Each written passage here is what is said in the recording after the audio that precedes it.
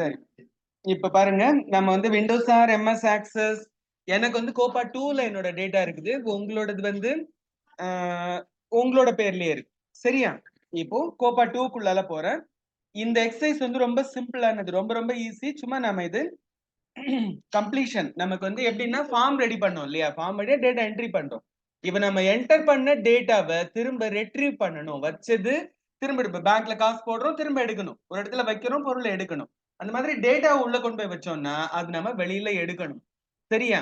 அது எடுக்கிறதுக்கு நம்ம என்ன வச்சிருக்கோம்னா ரிப்போர்ட் அப்படின்னு ஒண்ணு வச்சிருக்கோம். சரியா? இங்க ரிப்போர்ட்னு மெனு இருக்குதா? இல்ல. கிரியேட்டுக்குள்ளால போங்க. அது உள்ளால ரிப்போர்ட்னு ஒண்ணு இருக்கும். ஃபார்முக்கு அடுத்தது ரிப்போர்ட்ஸ் இருக்குதா? இதுல கவனிங்க, report wizard. Report wizard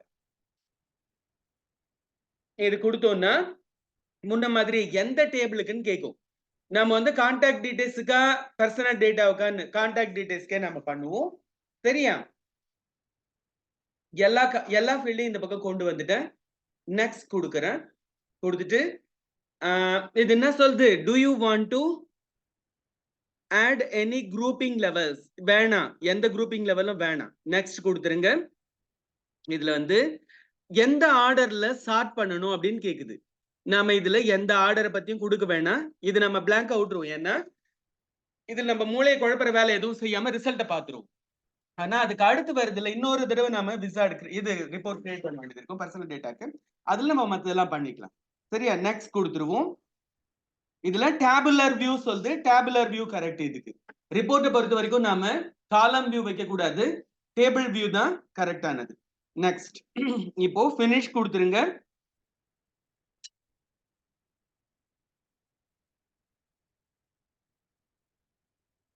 finish கொடுத்துட்டா இதுல என்ன வந்திருக்குது சொல்லு? வெறுமை டிஸ்பிளே ஆகி இருக்குது. நம்மளோட ரெக்கார்ட் எல்லாம் நம்ம எது இதெல்லாம் கொடுத்தோமோ அது டிஸ்பிளே ஆகுது, வேற ஒன்றும் வரல. சரியா? நீங்க கண்ட்ரோல் பி கொடுங்க. இந்த ரிப்போர்ட் வந்து பிரிண்ட் டு பிடிஎஃப்ல வந்து அதாவது வந்து இது 113ல ஃபர்ஸ்ட் ஸ்கிரீன்ஷாட். இதுக்கு 2 ஸ்கிரீன்ஷாட் வேணும். சரியா? கோபா 113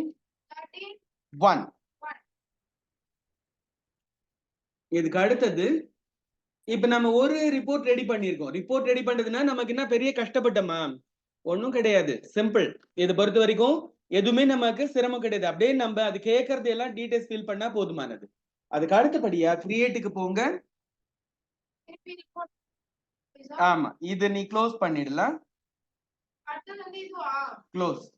இதுக்கு அடுத்தது கிரியேட்டுக்கு போங்க. பர்சனல் டேட்டாக்கு இதே மாதிரி ஒரு ரிப்போர்ட் போடணும். Report wizard. இதுல என்ன பண்ணுங்க, கீழே பாரு. இதுல பர்சனல் டேட்டா வந்து கீழே இருக்குது. இதுல ஆல் காலம்ஸ். சரியா?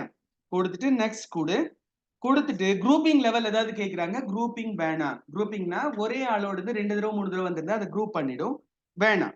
ஆனா சார்ட்டிங்ல வந்து நேம வச்சு சார்ட் பண்ணு. சார்ட்டிங்ல வந்து கான்டாக்ட் நேம். சார்ட்டிங் வரும்போது என்ன செய்யணும்? குரூப்பிங் தேவையில்லை. ஆனா சார்ட்டிங் வரும்போது கான்டாக்ட் நேம வந்து சார்ட் பண்றதுக்கு யூஸ் பண்ணு. அசெண்டிங் ஆர்டர் தான் டிசெண்டிங் ஆர்டரா கேக்குறாங்க. அசெண்டிங் ஆர்டர்லயே இருக்குது. இதை கிளிக் பண்ணா டிசெண்டிங்னு வரும். ஆனா நீங்க அசெண்டிங் ஆர்டர்லயே விட்டுடுங்க, A to Z சார்ட் ஆகும். அடுத்து நெக்ஸ்ட் கொடுங்க. டேபுலர் வியூ தான். நெக்ஸ்ட் கொடுங்க. ஃபினிஷ் கொடுங்க. இப்ப என்ன கேட்டேன்னா நம்ம சோஃபியா ஃபர்ஸ்ட் கொடுத்தோம், கமலினி அடுத்து கொடுத்தோம், இந்த மூணாவதா கொடுத்தோம். ஆனா அது சார்ட் பண்ணும்போது என்ன பண்ணிருப்பார்? கமலினி, சோஃபியா, சௌமியா அவங்களோட அல்பபெட்டிக் ஆர்டர் படி சார்ட் பண்ணிருக்கு. அதுக்காக தான் நம்ம அசெண்டிங் அப்படின்னு அந்த இடத்துல கொடுத்தது. கான்டாக்ட் நேம் அசெண்டிங் கொடுத்ததோட காரணம் இதுதான். சரியா? இதுக்கு ஒரு கண்ட்ரோல் பி கொடுங்க. கோபா 113 2. கோபா 113 2. இது ரெண்டும் பிடிஎஃப் தான். ரிப்போர்ட் எல்லாம் நம்ம ஸ்கிரீன்ஷாட் எடுக்க வேண்டியது கிடையாது. ரிப்போர்ட்டுக்கு நாம பிடிஎஃப் எடுத்துக்கலாம். இது கஷ்டமா? இவ்வளவுதான் இந்த 113 எக்ஸசைஸ். சரியா? Create menu, report wizard. முதல்ல ஒரு டேபிளுக்கு இன்னொரு டேபிளுக்கு.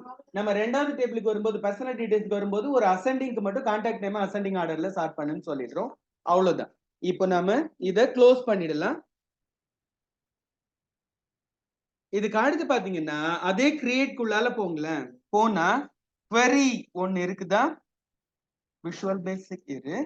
Form wizard query builder. query builder னு இருக்குதா? query னு இருக்குதா? இரு. query wizard. Where is it?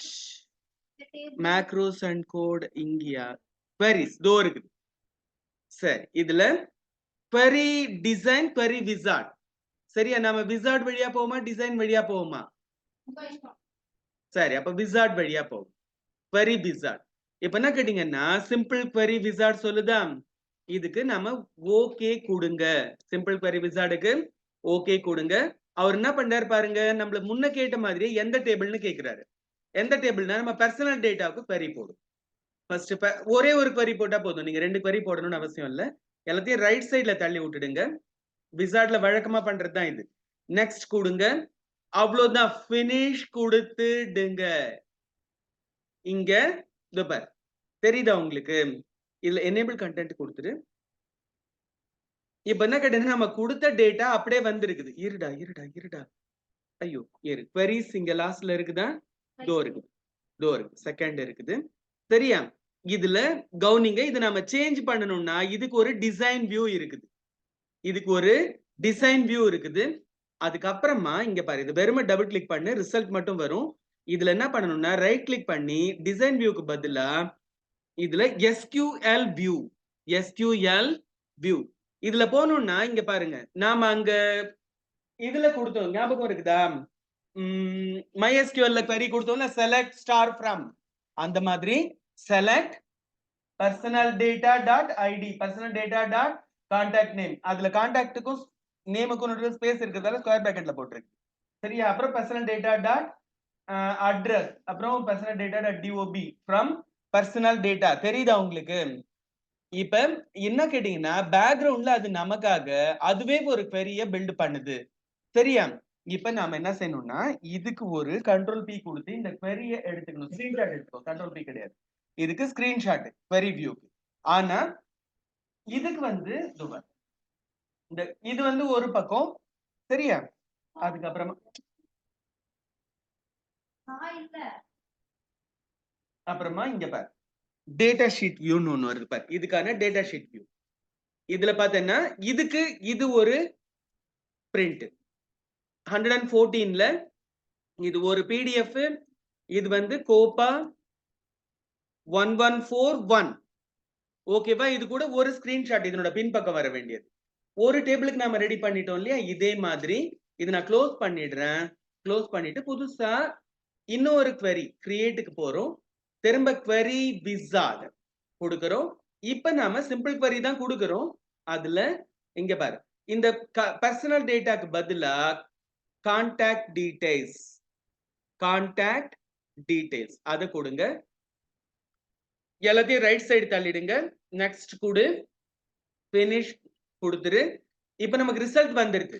இந்த ரிசல்ட்டுக்கு நம்ம ஒரு PDF எடுக்கிறோம். 114.2 அப்படின்ற பேர்ல இதுக்கு PDF எடுக்கிறோம். கோப்பா 1142. அப்ப 2 தடவை query wizardக்கு போறோம், 2 தடவை ரிப்போர்ட் wizardக்கு போறோம். அவ்வளவுதான். இதுல ரைட் கிளிக் பண்ணீங்கன்னா இங்க பாருங்க SQL வியூன்னு ஒண்ணு வரும். SQL view. இதுல வெளியில கிளிக் பண்ணிட்டு ஒரு ஸ்கிரீன்ஷாட் பிரிண்ட் ஸ்கிரீன் கொடுத்துருங்க.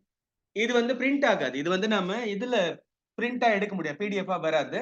அதனால விண்டோஸ் பிரிண்ட் ஸ்கிரீன் கொடுத்து ஸ்கிரீன்ஷாட். அப்ப 2 ஸ்கிரீன்ஷாட் 2 PDF நமக்கு. இவ்வளவுதான். 114ல 4 print 2 paper, front and back. சரியா? மேடம் நாகராஜன் இதோ